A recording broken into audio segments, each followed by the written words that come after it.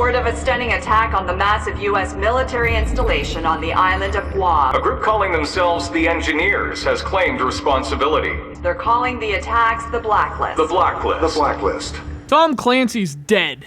He died of an undisclosed illness about a month after this game was released. Convenient timing, right? If Tom Clancy were alive, he'd have a conspiracy theory about it. And how undisclosed illness really means government cover-up, espionage, anti-taco legislation, disestablishmentarianism. See, in the future, tacos are put on a blacklist. That's where they got the subtitle. Or is it? We will not negotiate.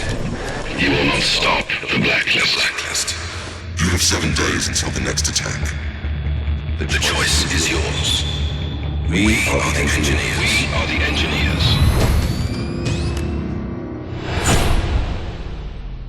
Anyway, if you're up for a nice hearty dose of political paranoia and sneaking in the shadows, this is the game for you. It also helps if you're a patient human being who doesn't mind doing the same thing over and over again. Nonetheless, this is Splinter Cell's Wii U debut, which is both significant and fun to say. In fact, you can add to it. Splinter Cell's Wii U debut sold like poo, so it might be the last Splinter Cell on Wii U too. It's true!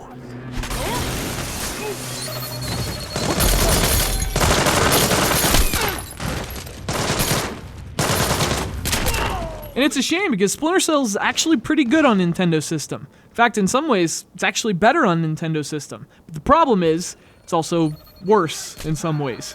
Mixed bag and all that. But if you have a Wii U and you'd like to play Splinter Cell, this version's perfectly fine, so don't worry about that. Worry about total global annihilation, and the fact that at any given second, we're apparently moments away from it. We got 5 days before American consumption. And counting. We're running analytics to find the target locations as we speak.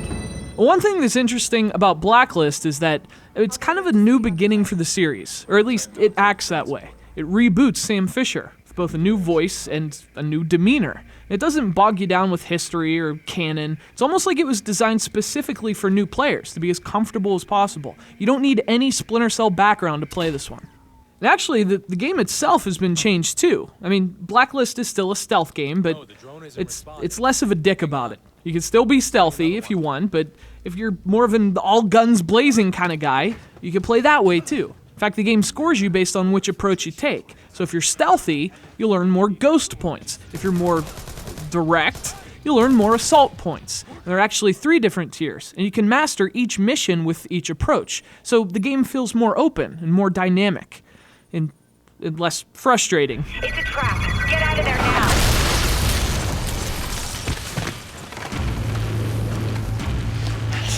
I'm okay. On the other hand, the game's efforts to mix things up don't always hit the target. The attempts are certainly appreciated, as even the most hardened fan would admit. Stealth games can get a little tedious. But some of Splinter Cell's newfound Call of Duty-ness kind of blows up in its face. It's great that the design is more lenient with playstyles, but the inclusion of missions that actually change the Splinter Cell design, those kind of feel tacked on. And I imagine hardcore fans would describe them in harsher terms.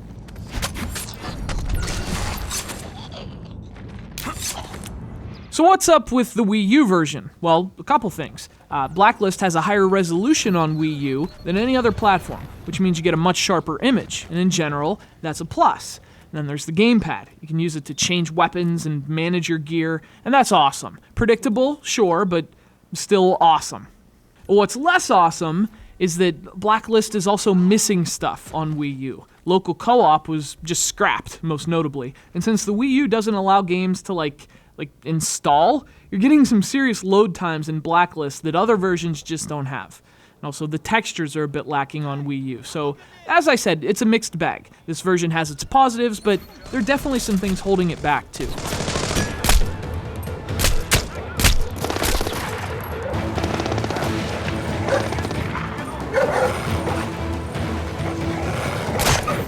But I would say, in general, that this is the most fun I've ever had with Splinter Cell. It's a more dynamic game, it's more action-packed, and for me it was just a far more enjoyable Splinter Cell. And even though it has its issues, the strengths of the Wii U version are what you notice. The gamepad just feels like something Sam Fisher would use, and honestly, kind of makes it hard to go back to a regular controller.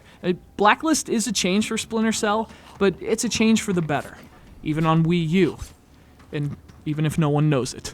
Mayday, Mayday, Mayday! Paladin 02, we're going down!